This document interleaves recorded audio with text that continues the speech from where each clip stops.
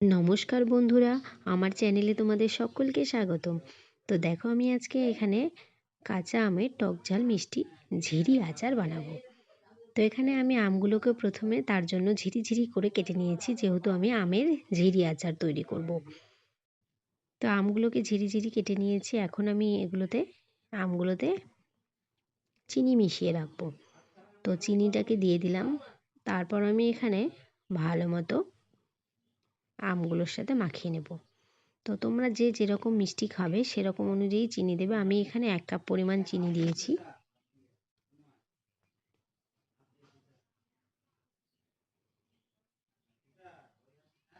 তো দেখো ভালো মতো আমটাকে মেখে আমি আধ ঘন্টার জন্য রেখে দেব। যতক্ষণ না চিনিটা গলে জল বেরিয়ে আসছে ততক্ষণ অবধি আমার আমটা আমি রেখে দেব। তারপর এদিকে আমি মশলা করার জন্য এখানে মৌরি, মেথি এবং জিরে আর কয়েকটা শুকনো লঙ্কা নিয়েছি।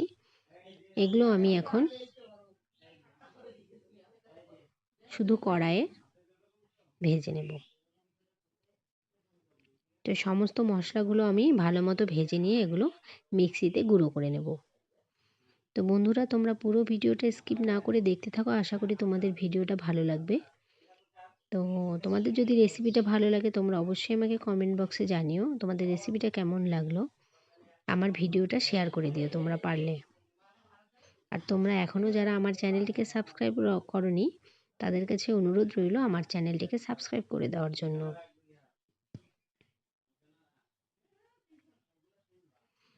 তো দেখো মশলাটা আমার ভাজা হয়ে গেছে, এবার আমি নামিয়ে নিয়ে গুঁড়ো করে নিয়েছি। তো এদিকে আমগুলো যে মেখে রেখেছি চিনি দিয়ে, সেগুলো চিনি গুলে জলও বেরিয়ে আসছে আম থেকে।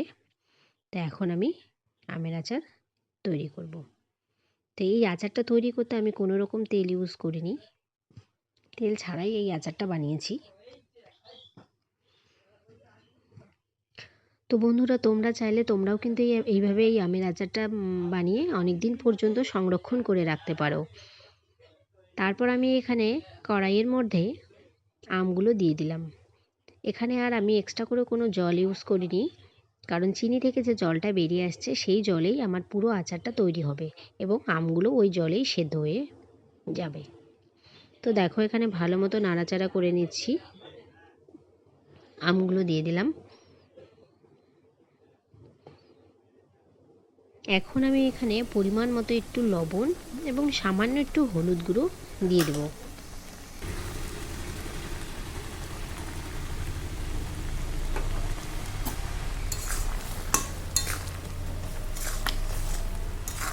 তো আমি এখানে আমটাকে খুব ভালো মতো করে নাড়াচাড়া করে নিচ্ছি।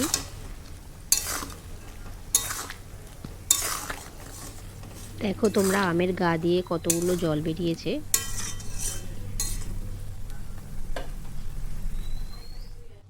তো আমার এখন আমটা ভালো মতো সেদ্ধ হয়ে যাচ্ছে।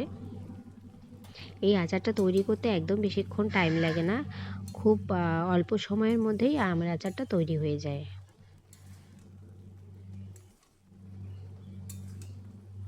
তা আমি এভাবে জাল করতেই থাকবো যতক্ষণ না আমার শিরাটা একদম ঘন হয়ে আসছে এবং শুকিয়ে আসছে।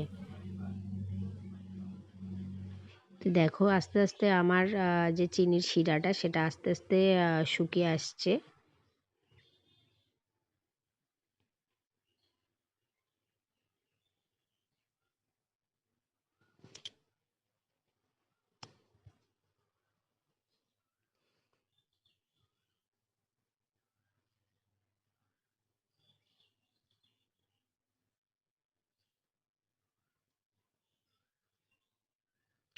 একদম আমার শিরাটা প্রায় শুকিয়ে আসছে।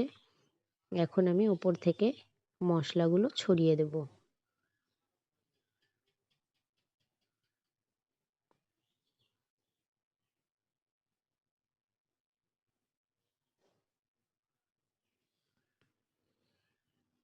মশলাগুলো ছড়িয়ে দিয়ে একদম ভালো মতো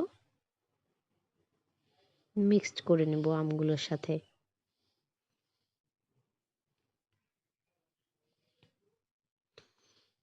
তো আমার আমের আচার রেসিপি কিন্তু একদম শেষের দিকে।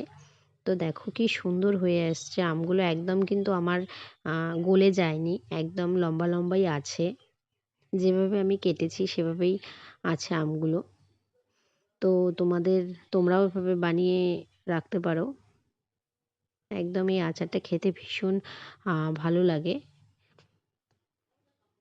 যারা টক পছন্দ করো তো আমের এরকম টক ঝাল মিষ্টি আচারটা বানিয়ে রাখতেই পারো।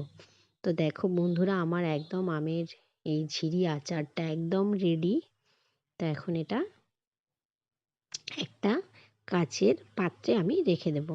অবশ্যই আচারটা তোমরা সকলেই কাচের পাত্রে রাখার চেষ্টা করবে। কাচের পাত্রে আচার বেশ ভালো থাকে অনেক দিন।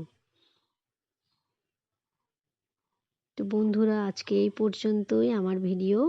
তো তোমাদের সাথে নেক্সট কোনো ভিডিওতে দেখা হচ্ছে। সকলকে টাটা, বাই বাই। কমেন্ট করতে কিন্তু কেউ ভুলবে না।